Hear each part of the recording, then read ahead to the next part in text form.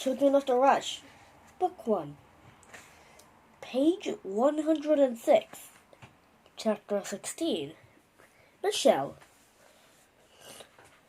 When the girl shoves me back into the dining room and slams the door, I stand here for a moment, shocked and unsure what to do next.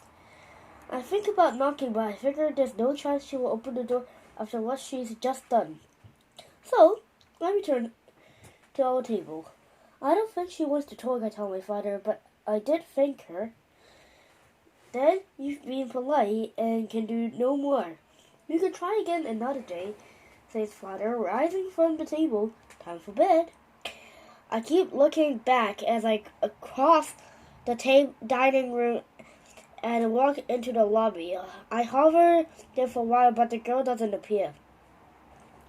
It's the morning after father and I dined at the hotel, and we finished the repairs to the old sluice box and purchased a second one from a grizzled old miner who sits in his tent all day building them.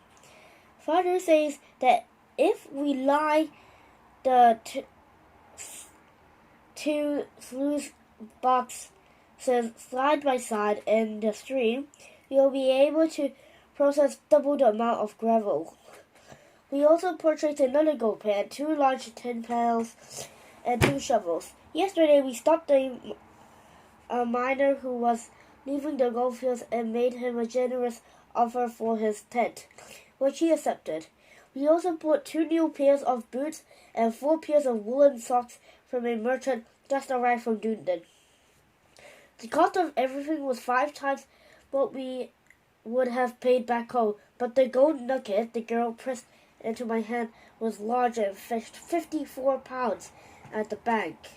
So we have plenty of money to buy these things, and also for food and perhaps 3 weeks.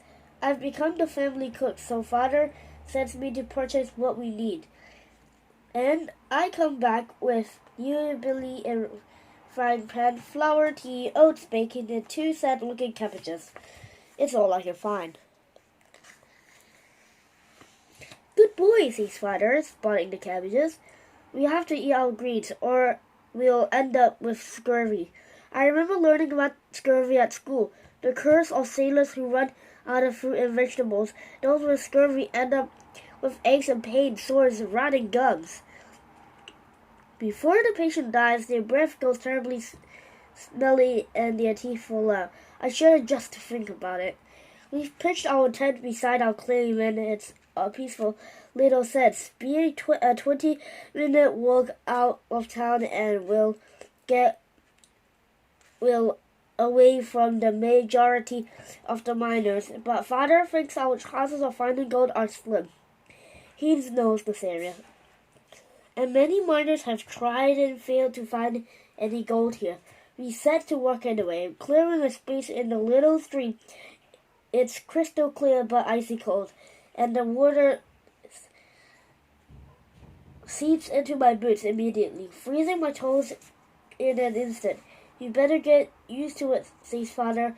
We set up the sluices side by side and tilt them on an angle so the water runs freely down through them. Then father shows me how to shovel and gravel into the bucket, removing any large rocks as we go. This is then fed into the upstream end of the sluice, and the current immediately does its work.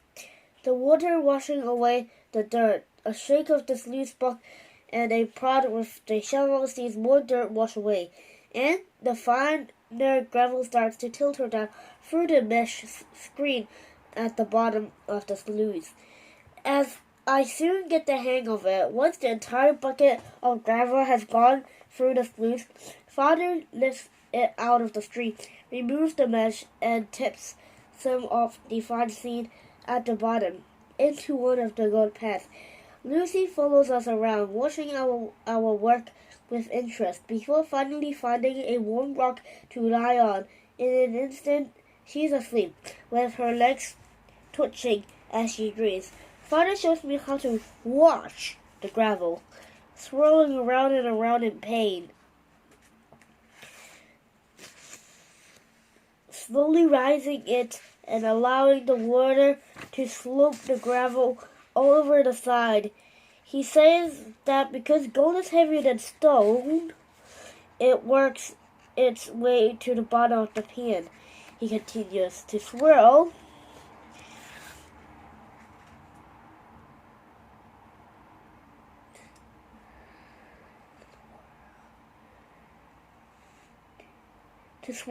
And wash and slop. And eventually there remains less than handful at the bottom of the pan. Then he walks out of the stream and together we inspect what's left. There, shining like distant stars on a dark night, are two tiny flakes of gold. They are much brighter than the nugget the girl gave me, and it sends a thrill through me. But Father is less than impressed. It has taken us more than half an hour to find these two tiny pieces, each only slightly larger than the point of one of my mother's sewing tins. I realize they are almost worthless, and suddenly I can see the vast amount of work that lies before us, and the time it will take to gather enough gold to survive out here. Father uses the tip of his knife to lift the two flakes out of the gravel, and taking out his handkerchief, we go to work. Dig, separate, sluice, pad, inspect, repeat. It is slow, painstaking work, and each pad yields little more than our first effort. When it comes time to break for lunch, I gratefully walk out of the stream. My feet are numb with cold, and I pull off my boots and inspect the white, wrinkly skin on their soles. Thankfully, the sun has come out, and they begin to fall. The small fire I lit this morning to cook our porridge still smudgeless, and I get it blazing again. And some twigs I boiled the billy for tea and mixed flour with water to make damper. I cut the damper into strips and wound them around 2 sticks. These I set up between rocks at the side of the fire to cook, and then I put the frying pan directly over the flames for the bacon. Through the sizzle and the smell, bring Father to the fireside, and he helps me with the damper by turning the sticks around so all the sides cook evenly. In no time, lunch is ready, and we eat the bacon straight from the pan, holding it between two torn-off pieces of golden damper to stop from burning our fingers. In the sunshine, with the glow of the hard work in our bodies, the meal is delicious. We take sips of hot black tea between bites. I break up some damper and soak it into the bacon fat for Lucy. I notice Father staring at me. He looks much older, and his sadness is etched around his eyes. Thank you, he says. You're welcome, I reply. I don't mean for lunch, although thank you for that too, he says. I mean for looking after me. You're a good lad, and I'm proud to call you my son. I know your mother would have been proud of you too. I glance up. Father's collar shines like it's reflecting the sun. The maroon billow seems to have melted, spreading the cells around the color like a thin eggshell. I smile at him, and something releases inside me. The warrior fear I've been feeling ever since Mother died has suddenly eased. And, despite everything, I'm filled with the feeling that whatever may happen out here in the goldfields, Father and I will be alright. Father stands up the dust off the crumbs. We'll better get back to the work, he says, smiling. Before walking back to the stream and taking up his shovel, we toil all afternoon. And when Father finally calls a halt, the sun is low in the sky. He trudges off to find firewood, which is almost as dear as gold. With every miner in the area looking for it, I remove my boots again, mainly to dry out my feet. I'm busy myself with reigniting the fire and preparing our evening meal. I'm so engrossed in the task that don't notice the girl approach. It's only when she coughs that I become aware of her, and it startles me so much I yell out. She stands quite still, staring at me with that stern look she gave me in the hotel, saying nothing, but then I see a smile start to play around about her lips. She finds it funny and she gives me a fright. It takes me a moment to remember my manners.